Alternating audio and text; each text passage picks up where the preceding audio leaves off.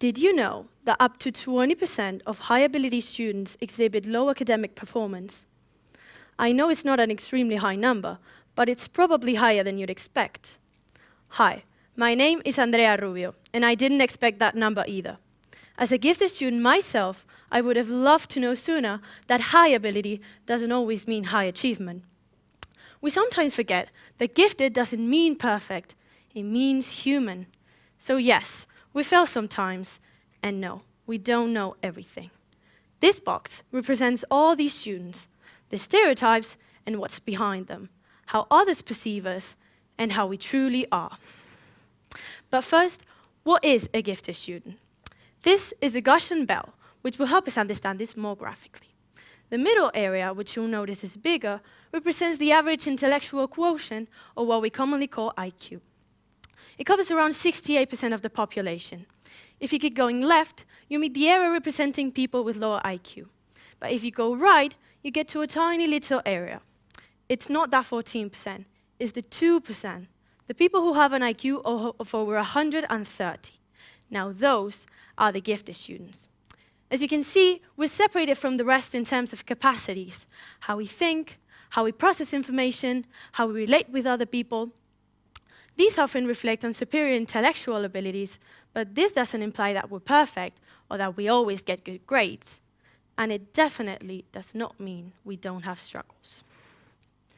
Gifted students face multiple mental health problems, including depression, anxiety, or social isolation.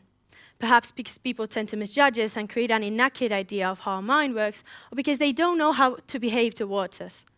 Many of you may have experienced these problems, even if you're not a gifted student. The issue at hand is that several of us face them because of our giftedness. Now imagine we find ourselves in a situation where we get good grades and achieve them with hardly any trouble. People, mainly teachers, tend to believe that we need more work, more tasks, more things, because what the stereotype seems to indicate is that high volume leads to high achievement. I'm sorry to say that is not how it works. Let me share a personal story with you. A few years ago, I had an English teacher that was, without a doubt, the best one I've ever had. What made his class so enjoyable was its dynamic nature and that we were able to participate. Not once did we use the textbook. He would start the class by writing a prompt on the board, and then he would ask us to either write about it or straight up share our thoughts with the class. We had conversations with him and with each other. He would sometimes bring stories or material to work with, but the workload wasn't that big. And he knew I was gifted, but he never felt like he should give me extra work, simply because he knew his class was interesting and challenging enough for me not to get bored. If the class had revolved around a textbook, I probably would have still gotten good grades because I am good at English, but I would have also been bored. When a subject is easy for us, more work at the same level of difficulty won't help. A challenging and dynamic class will. Of course, it's hard to make every subject like this, and we're not asking for that, but we're not asking for more work either. Now, gifted students also tend to focus on a very specific topic of interest and deprioritize the rest, which can be an inconvenient when trying to engage with a class that has nothing to do with what you like. For you to understand better, think of a hobby that you love or research you've done on something that interests you. Now imagine equally focusing those passions with random topics and lessons, math, science, art, music.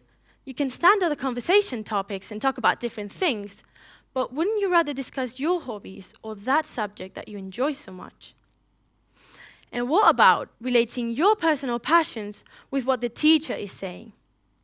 If you're lucky, at some point of the academic year, a lesson will cover your interests. If not, you'll be stuck in an incessant run about something that you don't find appealing. You maybe force yourself to pay attention so you don't get behind, or to relieve boredom for a while, but you won't be enjoying the class.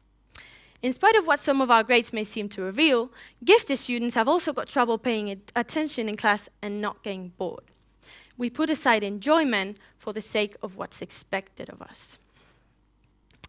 Pressure can also be a contributing factor to these problems. These expectations resulting from stereotypes can be very harmful to the students. Quite often, this can be unrealistic, which stresses the students even more when they aren't able to reach them.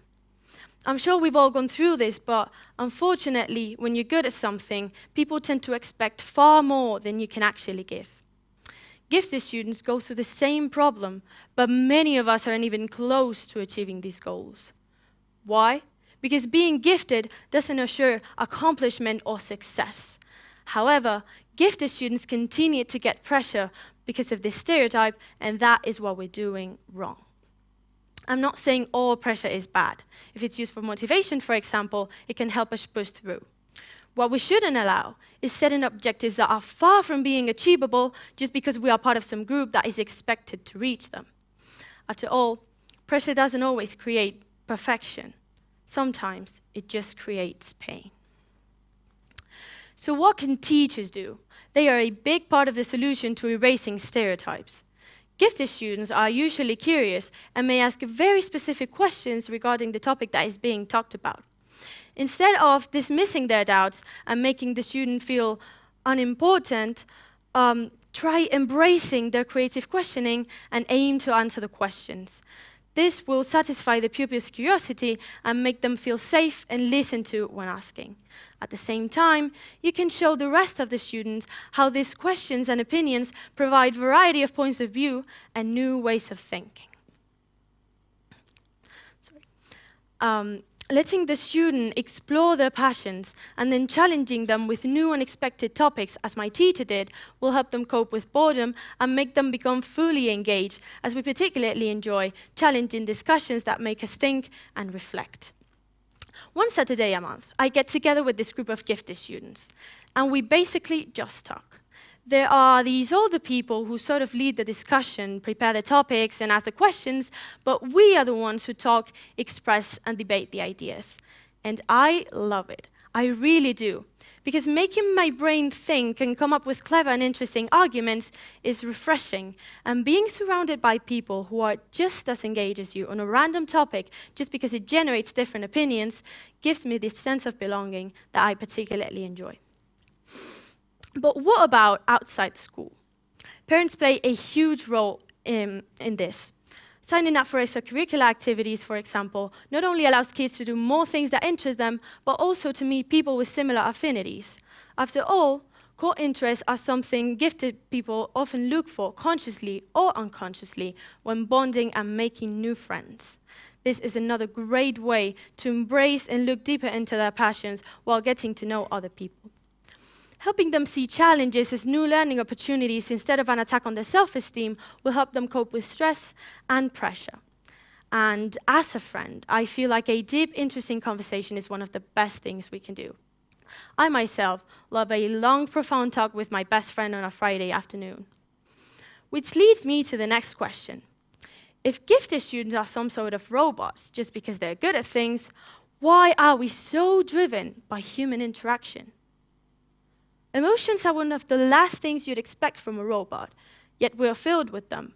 We tend to feel emotions and experiences deeper than people think. Understanding this is another great way to connect with us, because knowing that someone truly sees you for who you are is weirdly relieving. And now, having talked about these things, all proof that our experiences are valid and human, even if they're different, I want to ask you all. When did the name of the box and all the stereotypes that come with it become more important than what's inside? More important than who we truly are? Maybe it's time to change that. Let's start getting outside the box instead of letting someone else define who we are and what we can do. Thank you.